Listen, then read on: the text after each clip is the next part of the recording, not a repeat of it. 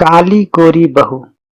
गांव की गलियों में हवा के साथ धूल उड़ रही थी। सूरज ढलने को था। राधा अपने घर के आंगन में बैठी चूल्हे पर रोटियां सेक रही थी। उसकी सास शारदा देवी पास ही चारपाई पर बैठी थी और अपने बेटे की नई नवेली दुल्हन की को तिरछी नजरों से देख रही थी। राधा का रंग सांवला था, आंखें बड़ी बड़ी और चेहरा भरा हुआ। उसकी सास उसका रंग हमेशा खटकता था। दूसरी तरफ पड़ोस में रहने वाली गोरी चिट्टी सुनीता की सास उसकी तारीफों के पुल बांधती नहीं थकती थी। यह भेदभाव राधा के मन में कांटे की तरह चुभता, पर वह चुप रहती थी। राधा की शादी को अभी 3 महीने ही हुए थे। उसका पति विजय एक साधारण सा नौजवान था जो शहर में मजदूरी करता और महीने में एक बार घर आता। शादी से पहले माँ विजय की मां ने राधा को देखा था, तब उसकी आंखों में सिर्फ दहेज की चमक थी। राधा के मायके वालों ने गहने और कुछ नकद भी दी थी, तो शारदा ने हाँ कर दी। पर शादी के बाद जैसे ही राधा घर आई, सास की जुबान बदल गई। हाय राम, ये काली बहू कहाँ से ले आए विजय? न गोरी न चिट्टी, बस सांवली सी। सुनीता, पड़ोस की सुनीता को देखो, दूध सी सफेद। उसकी सास कितना गर्व करती है। शारदा देवी हर मौके पर ताने मारती। राधा सुनती और मन ही मन जलती। उसका मन करता कि जवाब दे, पर संस्कार उसे रोक लेते। एक दिन गांव में मेला लगा। राधा ने सोचा कि थोड़ा घूम कर आया जाए, शायद मन हल्का हो जाए। उसने अपनी लाल साड़ी पहनी, बालों में गजरा लगाया और सास से पूछकर निकल पड़ी। मेले में भीड़ थी, ढोल नगाड़े की आवाज गूंज रही थी। राधा एक दुकान पर रंग बिरंगी चूड़ियां देख रही थी। तभी पीछे से सुनीता की आवाज आई, अरे राधा, तू भी आई है? ये चूड़ी तो गोरी कलाइयों पर ही अच्छी लगती है, तेरे लिए तो कुछ और ढूंढना चाहिए। सुनीता ने हंसते हुए कहा, पर उसकी बात में छिपा तंज राधा समझ गई। राधा ने मुस्कुराकर जवाब दिया, सुंदरता रंग में नहीं मन में होता है सुनीता। पर अंदर ही अंदर उसका मन टूट रहा था।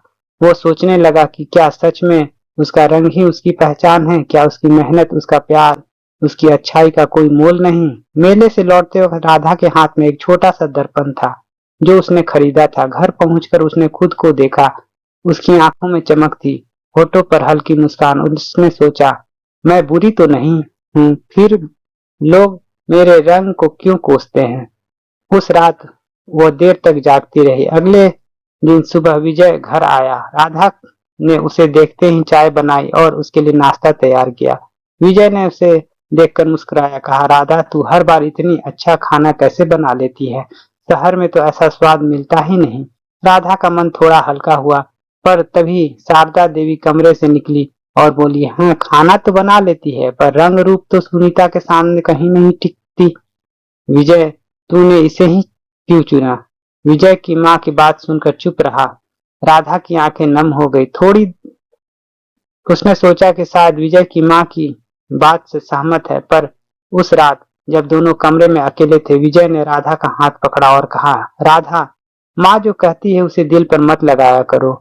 मुझे तुमसे कोई शिकायत नहीं, तुम मेरे लिए सबसे अच्छी है। राधा की आंखों से आंसू छलक गए। उसने पहली बार महसूस किया कि कोई तो है, उसे समझता है। कुछ दिन बाद गांव में एक नाटक का आयोजन हुआ। नाटक का नाम था रंगों का खेल। इसमें एक ऐसी लड़की की कहानी थी जिसे उसके रंग की वजह से ताने पड़ते थे, पर वह हिम्मत और मेहनत से सबका दिल जीत लेती। राधा ने वो नाटक देखा और उसे लगा कि उसी की ही कहानी है। नाटक के बाद उसने फैसला किया कि वह अब चुप नहीं रहेगी। अगले दिन सुबह जब शारदा देवी ने फिर से ताना मारा, काली बहू, आज खाना जल्दी बना दे, सुनीता की सास आ रही है, तो राधा ने सबसे पहले जवाब दिया। उसने शांत स्वर में कहा, माँ जी, मैं काली हूँ तो क्या? मेरे हाथों का स्वाद आपको पसंद है ना? फिर मेरे रंग से क्या मतलब? और सुनीता की सांस आएगी तो क्या? मैं भी तो आपकी बहू हूँ। शारदा देवी एक पल को तो चुप रह गई। उसे राधा का ये रूप देखकर हैरानी हुई। धीरे धीरे राधा ने अपने आत्मविश्वास से घर का माहौल बदलना शुरू किया। वो मेहनत से घर संभालती, सास की सेवा करती और गांव में अपनी पहचान बनाती। एक दिन गांव में सिलाई प्रतियोगिता हुई। राधा ने उसमें हिस्सा लिया और अपनी बनाई साड़ी की डिजाइन से सबको चौंका दिया। उसकी साड़ी को पहला पुरस्कार मिला। शारदा देवी भी वहीं मौजूद थी। जब राधा ने पुरस्कार लिया तो उसकी आंखों में गर्व की चमक थी। उस दिन के बाद शारदा देवी के ताने कम हो गए। सुनीता की सास ने भी राधा की तारीफ की। विजय को अपनी पत्नी पर गर्व हुआ। राधा ने समझ लिया था कि रंग से नहीं, कर्म से इंसान की पहचान बनती है। कहानी का अंत सुखद नहीं बल्कि प्रेरणादायक है। राधा ने अपने रंग को अपनी कमजोरी नहीं बल्कि अपनी ताकत बनाया।